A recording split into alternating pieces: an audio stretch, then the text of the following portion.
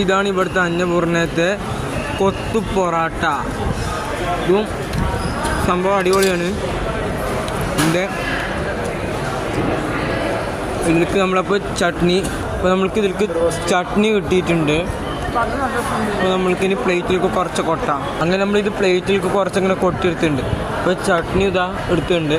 നമുക്ക് ചട്നി ഇത് അങ്ങനെ കുറച്ച് ഇതിലേക്ക് നമ്മൾ ഇട്ട് കൊടുക്കുന്നുണ്ട്. നമ്മൾക്കിതൊന്ന് ടേസ്റ്റ് ചെയ്തിട്ട് എങ്ങനെയുണ്ട് ഇതെന്ന് പറയാം. രണ്ടിലിങ്ങനെ മിക്സൊക്കെ ലോണം ചെയ്യുന്നുണ്ട്.